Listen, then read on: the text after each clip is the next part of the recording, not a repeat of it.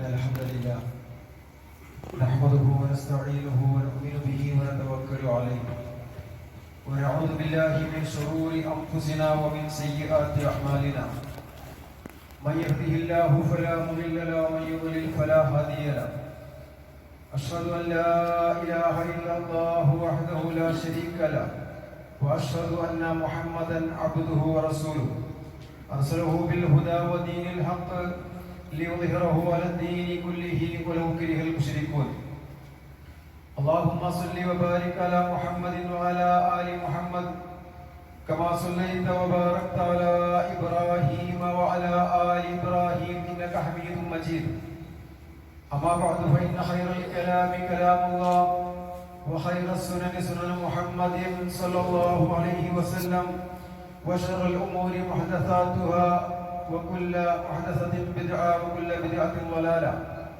يا أيها الذين آمنوا اتقوا الله حق تقاته ولا تموتن إلا وأنتم مسلمون أعوذ بالله من الشيطان الرجيم يا أيها الذين آمنوا لا تتخذوا اليهود والنصارى أولياء بعضهم أولياء بعض ومن يتولهم منكم فإنه منهم إن الله لا يهدي القوم الظالمين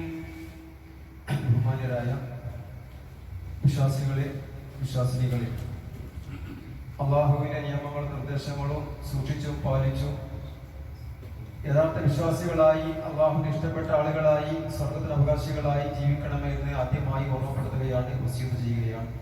അല്ലാഹു സുബ്ഹാനഹു വ തആല നമുക്കെല്ലാം തൗഫീഖ് നൽകി അനുഗ്രഹിക്കുമാറാവട്ടെ. ഒരു മുസ്ലിമിനെയും അമുസ്ലിമിനെയും വേർതിരിക്കുന്നത് അവന്റെ വിശ്വാസമാണ്, അവന്റെ ആദർശമാണ്. മുസ്ലിങ്ങളും അമുസ്ലിങ്ങളും തമ്മിലുള്ള വ്യത്യാസം, മുസ്ലിമിനെ സംബന്ധിച്ചിടത്തോളം അവരൊരു ജീവിത ലക്ഷ്യമുണ്ട്. അത് പരലോകത്തെ സ്വർഗമാണ്. ആ സ്വർഗം കരസ്ഥമാക്കുക എന്നുള്ള കൃത്യമായ അജണ്ടയോടുകൂടി, തീരുമാനത്തോടുകൂടി, പരിശ്രമത്തോടുകൂടി ജീവിക്കുന്നവനാണ് യഥാർത്ഥ വിശ്വാസി, യഥാർത്ഥ മുസ്ലിം. അമുസ്ലിങ്ങളെ സംബന്ധിച്ചിടത്തോളം അങ്ങനെ ഒരു ലക്ഷ്യമില്ല. അതുകൊണ്ട് തന്നെ അവർക്ക് ഏത് രീതിയിലും ജീവിക്കാൻ പറ്റും. പക്ഷേ ബഹുസ്വര സമൂഹത്തിൽ ജീവിക്കുന്ന മുസ്ലിങ്ങളെ സംബന്ധിച്ചിടത്തോളം അവർക്കിടയിൽ കൂടിക്കലർന്ന് ജീവിക്കുമ്പോ അവനെ വിശ്വാസിയാക്കുന്നതും അവനെ മുസ്ലിമാക്കി മാറ്റുന്നതും ഒക്കെ അവന്റെ ആദർശമാണ്, അവന്റെ വിശ്വാസമാണ് എന്നുള്ളത് മനസ്സിലാക്കുക. മുസ്ലിമിനെ സംബന്ധിച്ചിടത്തോളം ജീവിത രേഖ വളരെ വ്യക്തമാണ്, അത് ഖുർആനും സുന്നത്തുമാണ്. 23 വർഷക്കാലം പ്രവാചകൻ സ്വല്ലല്ലാഹു അലൈഹി വസല്ലമ നമുക്ക് കാണിച്ചു തന്ന ഒരു മാതൃകയുണ്ട്. ആ മാതൃക പിൻപറ്റുമ്പോഴാണ് നമ്മൾ മുസ്ലിമായി മാറുന്നത്. ഞാനിത് പറയാനുള്ള കാരണം, മറ്റുള്ള ആളുകളെ പോലെ അവരൊക്കെ അങ്ങനെ ജീവിക്കണ്ടല്ലോ, അവർക്കൊക്കെ അനുവദനീയമാണല്ലോ, അവർക്ക് എന്തുമാവാമല്ലോ എന്നുള്ള ഒരു തോന്നലും ധാരണയും ഒരു മുസ്ലിമിനുണ്ടായിക്കൂടാ. പ്രത്യേകിച്ച് ഇലക്ഷനൊക്കെ ചൂടുപിടിച്ച സമയമാണ്. നമ്മുടെ വാക്കുകളും പ്രവർത്തികളും ഒക്കെ വളരെ ശ്രദ്ധിക്കേണ്ട, വളരെ തെറ്റിപ്പോകാൻ സാധ്യതയുള്ള ഒരു സന്ദർഭമാണ്. എന്നാൽ ഈ ഇലക്ഷൻ വളരെ ഗൗരവത്തോടുകൂടി മുസ്ലിങ്ങളെ നേരിടുകയും കാണുകയും വളരെ ആത്മാർത്ഥമായി അതിനുവേണ്ടി, വിജയത്തിനു വേണ്ടി പ്രവർത്തിക്കുകയും ഇസ്ലാമിനും മുസ്ലിമീങ്ങൾക്കും സർവ്വ മനുഷ്യർക്കും സമാധാനവും ശാന്തിയും ഉണ്ടാകുന്നതിന് വേണ്ടി പണിയെടുക്കുകയും ചെയ്യേണ്ട സന്ദർഭമാണ്. നമുക്ക് ബാധ്യതയുണ്ട്. നമ്മൾ മുസ്ലിമീങ്ങളാണെന്ന് പറഞ്ഞുകൊണ്ട് ഇലക്ഷനിൽ നിന്നും മാറിയിരിക്കാൻ പറ്റില്ല. നന്നായി നമ്മൾ വർക്ക് ചെയ്യണം. ഇസ്ലാമിനും മുസ്ലിമീങ്ങൾക്കും സുഖമായി ജീവിക്കുവാനും വിശ്വസിക്കുവാനും പറ്റിയ രീതിയിൽ നമുക്ക് നമ്മുടെ നാടിന് ഭരണം വേണം. അതുപോലെ തന്നെ സർവ്വ മനുഷ്യർക്കും സന്തോഷവും സമാധാനവും നൽകുന്ന, അവരവർ വിശ്വസിക്കുന്ന ആദർശം അനുഷ്ഠിക്കുവാനും അതനുസരിച്ച് ജീവിക്കുവാനും പറ്റിയ രീതിയിലുള്ള ഒരു സാഹചര്യം നമ്മുടെ നാട്ടിലുണ്ടാകണം. പക്ഷേ ഈ സമയത്ത് ആരാധനകൾ പോലും മറന്നുകൊണ്ട് എന്താണ് വിശ്വാസം, എന്താണ് എന്റെ ജീവിത ലക്ഷ്യം, എന്താണ് എന്റെ ആരാധന, എന്താണ് എന്റെ ബാധ്യതകൾ, കടമകൾ എന്നൊക്കെ മറന്നുകൊണ്ട് ജീവിക്കുന്ന പ്രവർത്തിക്കുന്ന ഒരു വിശ്വാസം ഒരു മുസ്ലിം ഉണ്ടായിക്കൂടാ. കാരണം നമ്മൾ വലിയൊരു ഇലക്ഷൻ നേരിട്ടുകൊണ്ടിരിക്കുക. അത് പരലോകത്ത് സ്വർഗം വേണോ നരകം വേണോ എന്നുള്ള ഒരു ഇലക്ഷനാണ്, തീരുമാനമാണ്. ആ തീരുമാനം എടുക്കേണ്ടത് ദുനിയാവിൽ നമ്മൾ ജീവിക്കുന്ന സമയത്താണ്. ആ ദുനിയാവിലെ ജീവിതത്തിൽ നമുക്ക് പല കാര്യങ്ങളും നമ്മുടെ മുമ്പിലേക്ക് വരും. അത് സന്തോഷമാകാം, അത് സന്താപമാകാം, ദുഃഖമാകാം. അതുപോലെ തന്നെ ഐശ്വര്യങ്ങളും സമാധാനങ്ങളും ഒക്കെ നിറഞ്ഞ ജീവിതമാവാം. അതിൽ സുഖമുണ്ടാവും, ദുഃഖമുണ്ടാവും. പക്ഷെ ഏത് സാഹചര്യത്തിൽ ജീവിക്കേണ്ടി വന്നാലും ശരി, ആദർശവും അവന്റെ വിശ്വാസവും മാറ്റിവെക്കുവാനോ അതിനെ അവഗണിക്കുവാനോ ഒരു മുസ്ലിമിന് പാടില്ല. കാരണം നമ്മുടെ ജീവിതമാണ് പരലോകത്തെ സ്വർഗവും നരകവും തീരുമാനിക്കുന്നത്. ആ തീരുമാനിക്കുന്നതിനുള്ള ഒരു വലിയ തെരഞ്ഞെടുപ്പ്, ഒരു വലിയ തീരുമാനമെടുക്കേണ്ട സന്ദർഭമാണ് നമ്മുടെ ജീവിതം. അവിടെ എന്തെങ്കിലുമൊക്കെ ഒരു സന്തോഷം വരുമ്പോ അല്ലെങ്കിൽ ഒരു ജോലി തിരക്ക് വരുമ്പോ നമ്മളതൊക്കെ മാറ്റി വെക്കുന്ന ഒരു അവസ്ഥ ഒരിക്കലും നമുക്ക് ഉണ്ടായിക്കൂടാ. അപ്പൊ അതുകൊണ്ട് തന്നെ ആദർശവും ആരാധനയും അതുപോലെ തന്നെ ജീവിത ലക്ഷ്യമൊന്നും മറന്നുകൊണ്ട് ഒരിക്കലും ഒരു മുസ്ലിം ജീവിക്കരുത് എന്നുള്ളതാണ് വളരെ ആകത്തുക നമ്മൾ മനസ്സിലാക്കേണ്ട കാര്യം.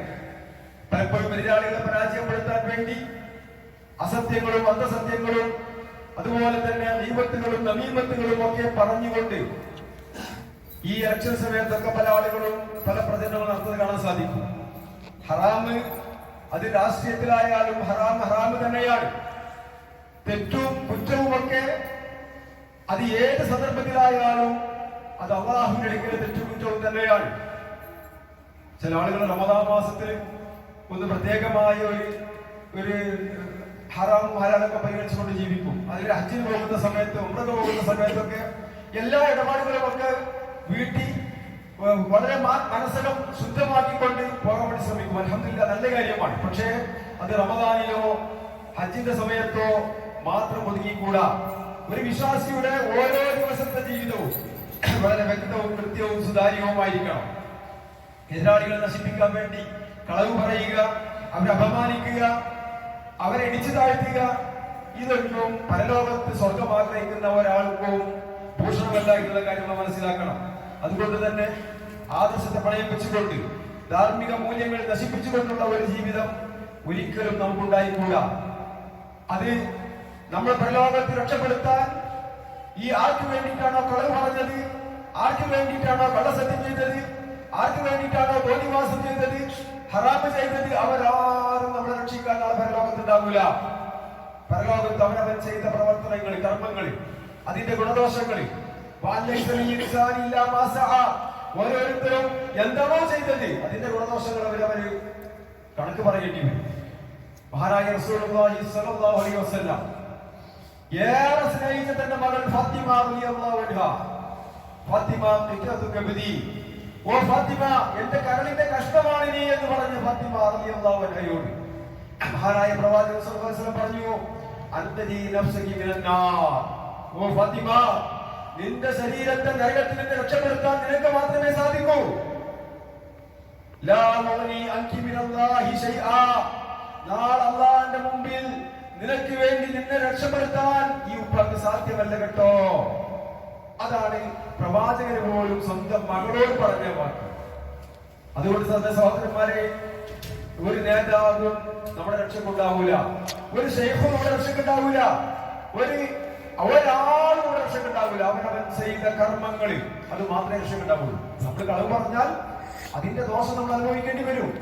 നമ്മൾ കുറ്റം ചെയ്താൽ, നമ്മൾ പാപം ചെയ്താൽ, നമ്മൾ അസത്യത്തിന് കൂട്ടുനിന്നാൽ, നമ്മൾ ഇസ്ലാമിന് നിരക്കാത്ത എല്ലാ കാര്യങ്ങളും പറയുകയോ ചെയ്യുകയോ ചെയ്തു കഴിഞ്ഞാൽ അതിന് കൃത്യമായി വ്യക്തമായി സമാധാനം പറയേണ്ട ആളുകളെ നമ്മൾ മനസ്സിലാക്കണം. അതുകൊണ്ട് തന്നെ നമ്മുടെ ഓരോ വാക്കുകളും നമ്മുടെ ഓരോ പ്രവർത്തനങ്ങളും വളരെ വളരെ വിലപ്പെട്ടതാണ്. ഒരു മുസ്ലിം എന്തൊക്കെ ആവാം, എന്തൊക്കെ ആയിക്കൂടാ എന്ന് വളരെ വ്യക്തമായി അള്ളാഹു തന്നെ പഠിപ്പിക്കുന്നുണ്ട്. ഞാൻ നിങ്ങൾ ഓതി കേൾപ്പിച്ച ആയത്ത് വിശുദ്ധ ഖുർആനിലുള്ള ആയത്താണ്. യാ അയ്യുഹല്ലദീന ആമനൂ, ഓ വിശ്വാസികളെ, ലാ തത്തഖിദുൽ യഹൂദ വന്നസാറ, ജൂതന്മാരെയും ക്രിസ്ത്യാനികളെയും നിങ്ങൾ സ്വീകരിക്കരുത് ഔലിയാ, മിത്രങ്ങളായി, ഉച്ചമിത്രങ്ങളായി, രഹസ്യങ്ങളൊക്കെ പറഞ്ഞു കൊടുക്കുന്ന, മുസ്ലിമീങ്ങളുടെ എല്ലാ കാര്യങ്ങളും ചോദിച്ചു കൊടുക്കുന്ന, അവർക്ക് ഒറ്റിക്കൊടുക്കുന്ന, അതല്ലെങ്കിൽ അവരോട് ഷെയർ ചെയ്യുന്ന ഒരവസ്ഥ മുസ്ലിങ്ങളുമായി ഉണ്ടായിക്കൂടാ. പ്രത്യേകിച്ച് യൂതന്മാരും ക്രിസ്ത്യാനികളുമായിട്ട് ഉണ്ടായിക്കൂടാ. കാരണം എന്താ? അവരൊക്കെ പരസ്പര മിത്രങ്ങളാ. ഏകദൈവ വിശ്വാസികളല്ലാത്ത ബഹുദൈവ വിശ്വാസികൾ പരസ്പര മിത്രങ്ങളാണ്. അവർ ഏത് മതവിഭാഗക്കാരായിക്കോട്ടെ, ബഹുദൈവ വിശ്വാസം അവർ പരസ്പരം മിത്രങ്ങളാണ്. അവർക്ക് എന്തുവാകാം. പക്ഷേ അവരുടെ കണ്ണിലെ ഒരേ ഒരു കരട് അത് ഏകദൈവ വിശ്വാസികളാണ്, തൗഹീദിന്റെ ആളുകളാണ്. അതുകൊണ്ട് ആമനു, വിശ്വാസികളെ എന്ന് വിളിച്ചിട്ടാണ് അല്ലാഹു ഈ ആയത്തിറക്കുന്നത്. മനുഷ്യരെ വിളിച്ചതല്ല. അല്ലാഹുവിനും ഏകനായ റബ്ബിനും പരലോകത്തും വിശ്വസിക്കുന്ന വിശ്വാസികളെ, ലാ തത്തഖിദുൽ യഹൂദ വൻ നസാറ, ജൂത ക്രൈസ്തവന്മാരെ നിങ്ങൾ ആക്കരുത് ഔലിയാ, അടുത്ത മിത്രങ്ങളാക്കരുത്. വെച്ചാൽ കൂട്ടുകാരാക്കാൻ അത് കുഴപ്പമില്ല, കൂടെ നടക്കാൻ, കൂടെ ജീവിക്കാൻ, അതൊന്നും കുഴപ്പമില്ല. എന്ത് സഹായം ചെയ്തു കൊടുക്കാൻ അതൊന്നും കുഴപ്പമില്ല.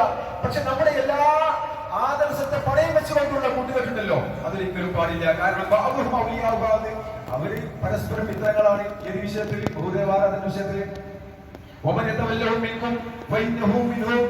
ഇനി നിങ്ങളിൽ ആരെങ്കിലും അവരുമായിട്ട് അങ്ങനെ സഖ്യപ്പെടുകയാണ്, അവരുമായിട്ട് വല്ലാത്ത സംഘാതം വെച്ചുകൊണ്ട് ഇസ്ലാമിനേക്കാൾ വലിയ ഒരു കൂട്ടുകെട്ട് അവരുമായി ഉണ്ടാക്കുകയാണെങ്കിൽ നിങ്ങളും അവരിൽപ്പെട്ടവൻ തന്നെയാണ്. ഇത്തരം അക്രമികളെ അല്ലാഹു ഒരിക്കലും ഹിദായത്തിലാക്കൂല. അപ്പൊ മുസ്ലിമീങ്ങളെ സംബന്ധിച്ചിടത്തോളം, ഏകദൈവ വിശ്വാസികളെ സംബന്ധിച്ചിടത്തോളം, ഏകനായ റബ്ബിനെ മാത്രം ആരാധിക്കുന്ന ആളുകളെ സംബന്ധിച്ചിടത്തോളം അവർക്ക് ബഹുദൈവ വിശ്വാസികളുമായിട്ട് കൂട്ടുകൂടുന്നതിനും എല്ലാം ഒരു പരിധിയുണ്ട്. കാരണം വിശ്വാസത്തെ അടിയാറ് വെച്ചുകൊണ്ട്, വിശ്വാസത്തെ പണയപ്പെടുത്തിക്കൊണ്ട് അവരുടെ കൂടെ എല്ലാ നിലക്കും യോജിക്കുക എന്നത് ഒരിക്കലും ഒരു വിശ്വാസിക്ക് യോജിച്ച കാര്യമല്ല. കാരണം അള്ളാഹു തന്നെ കാരണം പറയാം, ഹൃദയത്തിൽ ഗാഢമുള്ള ആളുകള്, ഹൃദയത്തിൽ ശിർക്കും കുഫ്റും നിഫാഖും ഒക്കെ ഉള്ള ആളുകള്, നിങ്ങൾക്ക് അതിലേക്ക് വരാനാണ് അവർ ആഗ്രഹിക്കുന്നത്. മറ്റുള്ള ആളുകള് ഒക്കെ ബഹുദൈവ വിശ്വാസികളാകണം, അതാണ് അവർ ആഗ്രഹിച്ചുകൊണ്ടിരിക്കുന്നത് എന്ന് പറയുമ്പോൾ സഹോദരന്മാരെ, സഹോദരിമാരെ, അതിന് ഗൗരവത്തിനോടുണ്ട്. അപ്പൊ ഏകദൈവ വിശ്വാസം എന്നുള്ളത് വളരെ വ്യക്തമായി, കൃത്യമായി നമ്മൾ കാത്തു സൂക്ഷിക്കേണ്ട, വെച്ചു പുലർത്തേണ്ട, തന്റെ അടുത്തോടുകൂടി ഞാനൊരു ഏകദൈവ വിശ്വാസിയാണെന്ന് പ്രഖ്യാപിക്കുന്ന ആളുകളെ മുസ്ലിമുകളെ വീണ്ടും വന്നവരെ സ്വന്തമായി വിശ്വാസികളെ ദീനിനെ കളിയും തമാശയും ഒക്കെ ആക്കുന്ന ആളുകളുമായി നിങ്ങൾ കൂട്ടുകൊള്ളരുത്. ദീൻ എന്ന് പറഞ്ഞാൽ അത് കളിയല്ല, തമാശയല്ല, അതൊരു വിനോദമല്ല. അങ്ങനെ ദീനിനെ തമാശയും കളിയും ഒക്കെയാക്കി പ്രയോഗിച്ച വാക്ക് നിങ്ങളുടെ ദീന് ഇസ്ലാമിനെ അതിനെ കളിയും തമാശയും ആഘോഷങ്ങളും ആർഭാടങ്ങളൊക്കെ ആക്കി മാറ്റുന്ന ആളുകളുണ്ടല്ലോ, അവരെ നിങ്ങൾ സ്വീകരിക്കാൻ പാടില്ല, അടുത്ത വിഗ്രഹങ്ങളായി സ്വീകരിക്കാൻ പാടില്ല. നിങ്ങൾക്ക് വേദഗ്രന്ഥങ്ങൾ നൽകപ്പെട്ട ജൂതന്മാർ ക്രിസ്ത്യാനികളും ഒക്കെ ഉണ്ടല്ലോ, അവരെയൊന്നും നിങ്ങൾ അടുത്ത കൂട്ടുകാരാക്കരുത്. അതുപോലെ കാഫറുകളായ ആളുകൾ അവരെന്താക്കാൻ പാടില്ല? ഔലിയ എന്ന് പറഞ്ഞാൽ അടുത്ത മിത്രങ്ങളൊക്കെ എല്ലാ കാര്യങ്ങളും ഷെയർ ചെയ്യുന്ന, ഇസ്ലാമിന്റെ കാര്യങ്ങളൊക്കെ അതിനേക്കാളൊക്കെ പ്രാധാന്യം ആ കൂട്ടുകെട്ടിന്, ആ സഖ്യത്തിന്, അവരുമായിട്ടുള്ള സംഘാതത്തിന് അതൊരിക്കലും നിങ്ങൾ കൊടുക്കരുത്. നിങ്ങളതാണ് സൂക്ഷിച്ചോ. നിങ്ങൾ ഈമാനുള്ളവരാണെങ്കിൽ, നിങ്ങളുടെ ഹൃദയത്തിന് ഈമാൻ, ഏകദൈവ വിശ്വാസം, തൗഹീദ് അതുള്ളവരാണെങ്കിൽ ആ തൗഹീദിന് കളങ്കം വരുത്തുന്ന ഒരു മുശ്രിക്കുമായിട്ടും ഒരു ശിർക്കൻ വിശ്വാസവും ആചാരവും ആയിട്ട് നിങ്ങൾ ഒരിക്കലും ബന്ധപ്പെടാൻ പാടില്ല. വീണ്ടും വന്ന് പറയുകയാണ്, ഓ വിശ്വാസികളെ,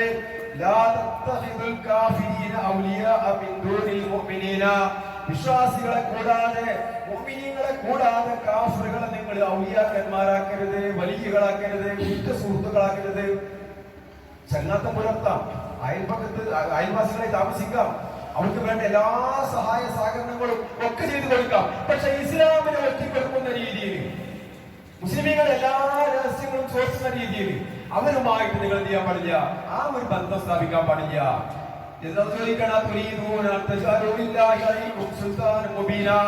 നാളെ പരലോകത്ത് ചെല്ലുമ്പോ നിങ്ങൾ തന്നെ നിങ്ങൾക്കെതിരില് നിങ്ങൾ പ്രവർത്തിച്ച പറഞ്ഞ വാക്കുകളൊക്കെ രേഖപ്പെടുത്തുന്ന രീതിയിലുള്ള തെളിവ് നിങ്ങൾ ആഗ്രഹിക്കുന്നുണ്ടോ?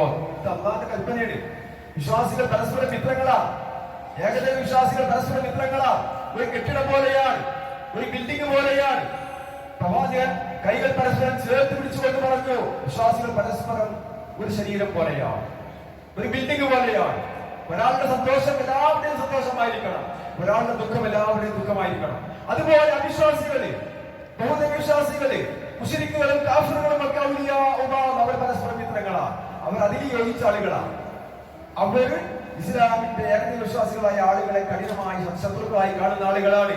അതുകൊണ്ട് അവരുമായി കൂട്ടുകൂടുന്നതിലും സഖ്യപ്പെടുന്നതിലും ഇസ്ലാമിൽ നടക്കാത്ത കാര്യങ്ങളിൽ കള്ളുകുടിയന്മാര്, പെണ്ണുപിടിയന്മാര്, അതുപോലെ നിരീശ്വരവാദികള്, നിർമ്മലവാദികള്, സയനിസ്റ്റുകള്, അവരൊക്കെ ഇസ്ലാമിന്റെ ശത്രുക്കളാണ്, ഏകദൈവ വിശ്വാസത്തിന്റെ ശത്രുക്കളാണ്. അവയിൽ നിന്നൊക്കെ മാറി നിൽക്കുന്നവരാണ് ഏകദൈവ വിശ്വാസം. ഏകദൈവ വിശ്വാസത്തെ സംബന്ധിച്ചിടത്തോളം അതിനുവേണ്ടി പണം വരുത്തിയ ആളുകളാണ്.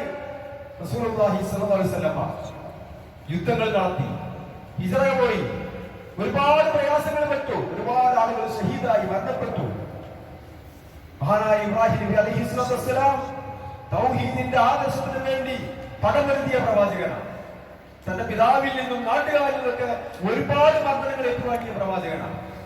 ആ പ്രവാചകനെ നമ്മൾ ദിവസേന സ്മരിക്കണം. പ്രത്യേകിച്ച് നമസ്കാരത്തിന് പോലും നമ്മൾ സലാത്ത് ചെല്ലുമ്പോൾ റസൂലുള്ളാഹിക്ക് സലാത്ത് ചെല്ലിയതിനു ശേഷം മഹാനായ ഖലീലുള്ളാഹ് ഇബ്രാഹിം നബി അലൈഹിസ്സലാത്തു വസ്സലാമിന് വേണ്ടി സലാത്ത് ചെല്ലണം, ഇബ്രാഹിമിയ സലാത്ത്. എന്താ കാരണം? അവർക്ക് തൗഹീദിന്റെ പ്രബോധകന്മാരാണ്, തൗഹീദിന്റെ ആളുകൾ. അത് അല്ലാഹു തആല ഏറെ ഇഷ്ടപ്പെട്ട ആളുകളാണ്.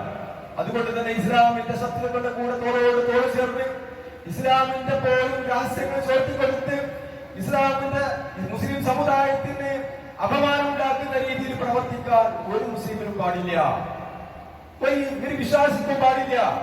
അവരുമായിട്ട് അയ്യപ്പുണ്ടാക്കുക, അവരുമായിട്ട് ഐക്യപ്പെട്ട് ദീനിനെ പോലും മറന്നുകൊണ്ട് ഖുർആനും സുന്നത്തും ഒക്കെ മറന്ന് പ്രവാചകന്റെ ആദർശവും പ്രവാചകന്റെ കൽപ്പനകളൊക്കെ മറന്നുകൊണ്ട് ആ മുശ്രിക്കുകളുമായി, നിരീശ്വരവാദികളുമായി, അതുപോലെ ദൈവമില്ല എന്ന് പറയുന്ന ആളുകൾ, ദൈവത്തെ നിഷേധിക്കുന്ന ആളുകൾ, പരലോകത്തെ നിഷേധിക്കുന്ന ആളുകൾ, ഇസ്ലാമിനെ നിഷേധിക്കുന്ന ആളുകൾ, കൃത്യമായി നമസ്കരിക്കാത്ത ആളുകൾ, കള്ളുകുടിച്ചും പെട്ടുപിടിച്ചു നടക്കുന്ന ആളുകൾ, അവരുമായിട്ടൊന്നും കൂട്ടുകൂടാൻ ഒരു മുസ്ലിമിന് പാടില്ല. കാരണം ആലചാരിയ ചാണകം മണക്കും എന്നൊരു പ്രയോഗമുണ്ടല്ലോ. നമ്മൾ ആരുമായിട്ടാണോ കൂട്ടുകൂടുന്നത്? നമ്മൾ അവന്റെ മതത്തിലായിരിക്കും.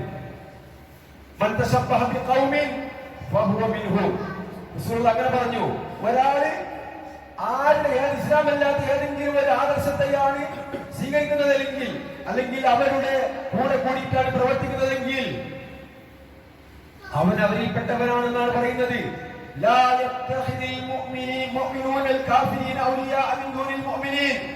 വിശ്വാസികൾ പരസ്പര മിത്രങ്ങളാണ്. ആ വിശ്വാസികള് കാഫിറുകളുമായിട്ട് മിത്രം കൂടാൻ പാടില്ല. കുറ്റ രഹസ്യങ്ങളൊക്കെ ചോർത്തിക്കൊടുക്കുന്ന വലിയ സുഹൃത്തുക്കളായി മാറാൻ പാടില്ല എന്നാണ് വിശുദ്ധ ഖുർആൻ പറയുന്നത്. നിങ്ങൾ അപ്പൊ തക്കം കിട്ടിയാൽ ഇസ്ലാമിനെ എതിർക്കുന്ന, മുസ്ലിമീങ്ങളെ എതിർക്കുകയും ആക്രമിക്കുകയും ചെയ്യുന്ന, പ്രവാചകൻ നാടുകടത്തിയ, സഹാബാക്കളെ ഉപദ്രവിച്ച, ഇന്നും അതുപോലുള്ള ആക്രമണങ്ങൾ നേരിട്ടുകൊണ്ടിരിക്കുന്ന ഒരുപാട് മുവാഹിദുകളുണ്ട്, ഏകദൈവ വിശ്വാസികൾ. ഞങ്ങൾ ശിർക്ക് ചെയ്യൂല, ഞങ്ങൾ തൗഹീദിന്റെ ആളാണ്, ശിർക്ക് നിലക്കും ഞാൻ അംഗീകരിക്കില്ല എന്ന് പറയുന്ന ആളുകളെ ഒറ്റപ്പെടുത്തുകയും ബഹിഷ്കരിക്കുകയും ചെയ്തുകൊണ്ട്, അവരെ പീഡിപ്പിക്കുകയും ചെയ്തുകൊണ്ട് ജീവിക്കുന്ന ഒരുപാട് ആളുകളുണ്ട്. ഒരുപാട് മുസ്ലിങ്ങൾ അതിന്റെ പേരിൽ പ്രയാസപ്പെടുന്നുണ്ട്. സഹോദരന്മാരെ, സഹോദരിമാരെ, ഒരു മുസ്ലിമും അമുസ്ലിമും തമ്മിലുള്ള വ്യത്യാസം അതാണ്. ഏകദൈവ വിശ്വാസി അവനാണ് മുസ്ലിം, ബഹുദൈവ വിശ്വാസി അവനാണ് മുശ്രിക്. ഈ മോഹിതായ മനുഷ്യന് ഈ ഭൂമിയിൽ അള്ളാഹുവിന്റെ ഇഷ്ടം സമ്പാദിച്ചുകൊണ്ട് അവൻ ജീവിച്ചാൽ അവനല്ലേ അള്ള സ്വർഗം കൊടുക്കുക? അവനാണ് അള്ള സ്വർഗം കൊടുക്കുക.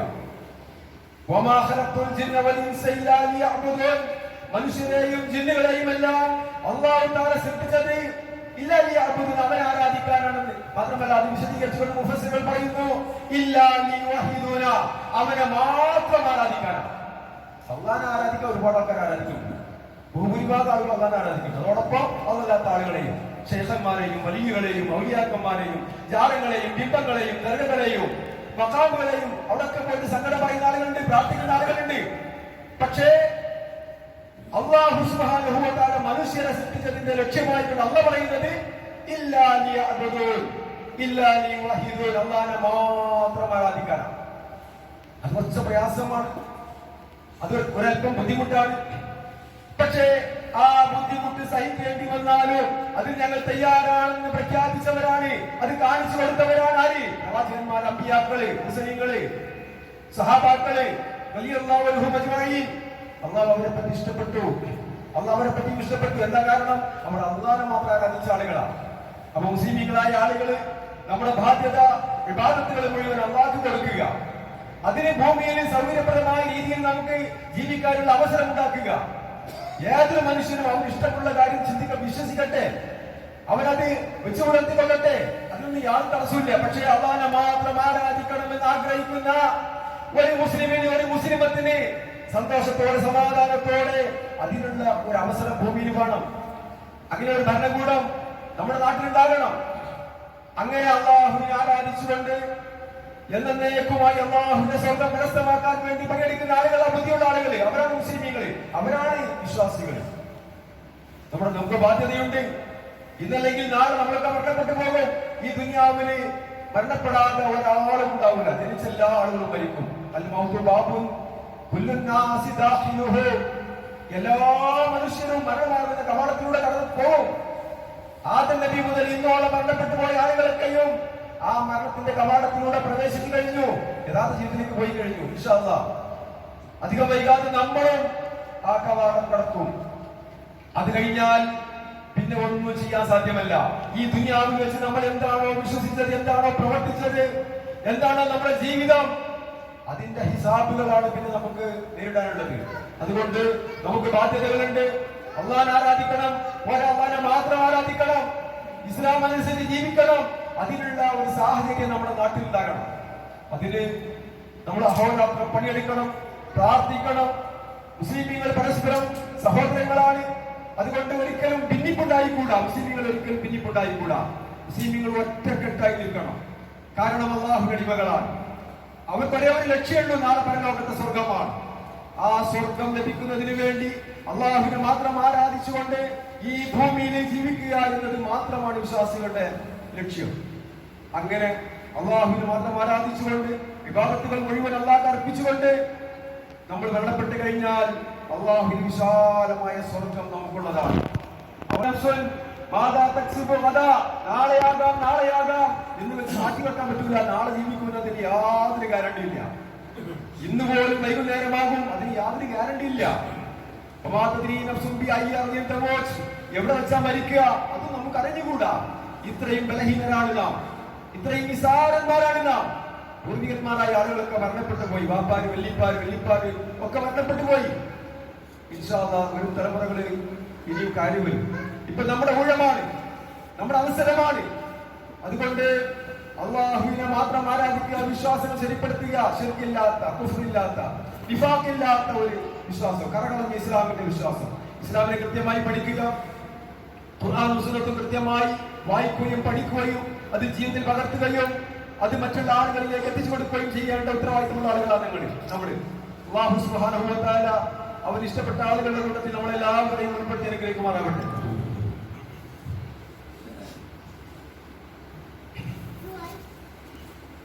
അൽഹംദുലില്ലാഹ് വഅലാ റസൂലില്ലാഹ് വഅലാ ആലിഹി വസഹ്ബിഹി അജ്മഈൻ. അമ്മാ ബഅദ് തഖുല്ലാഹ ഇബാദല്ലാഹ്. സഹോദരന്മാരെ, സഹോദരിമാരെ, ഖുർആനും സുന്നത്തും അറിഞ്ഞും അനുസരിച്ചു ജീവിക്കണമെന്ന് ഒരിക്കൽ കൂടി ഓർമ്മപ്പെടുത്തുകയാണ്, വസിയത്ത് ചെയ്യുകയാണ്. ഈ ലോകത്ത് അള്ളാഹു അറിയാതെ ഒരു കാര്യം നടക്കുന്നില്ല. ഏത് കാര്യവും അള്ളാഹിന്റെ തീരുമാനപ്രകാരമാണ് നടക്കുന്നത്. ആളുകൾക്ക് അധികാരം കൊടുക്കുന്നതും അധികാരം നഷ്ടപ്പെടുത്തുന്നതും ഒക്കെ അള്ളയാണ്. ഇപ്പോൾ നബി അങ്ങ് പറയണം, അല്ലാഹുമ്മ മാലിക്കൽ മുൽക്കി, അധികാരമൊക്കെ അള്ളാന്റെ കൈവശമാണ്. തൂതിൽ മുൽക മൻ തശാ, അവൻ ഉദ്ദേശിക്കുന്നവർക്ക് അവൻ അധികാരം കൊടുക്കുന്നു. തൻസിലുൽ മുൽക മിമ്മൻ തശാ, അവൻ ഉദ്ദേശിക്കുന്ന ആളുകളിൽ നിന്ന് അവൻ അധികാരത്തെ എടുത്തു മാറ്റുന്നു. അവൻ ഉദ്ദേശിക്കുന്നവരെ അവൻ ഉയർത്തുന്നു, അവൻ ഉദ്ദേശിക്കുന്നവരെ അവൻ തരം താഴ്ത്തുന്നു. എല്ലാ ഹൈറും അള്ളാന്റെ കൈവശമാണ്. ഇന്ന കലാക്കുല്യ ഷൈഇൻ ഖദീർ, അല്ലാഹു എല്ലാറ്റിനും കഴിവുള്ളവനാണ്. നമുക്ക് അള്ളാഹിനോട് പറയാനുള്ളത്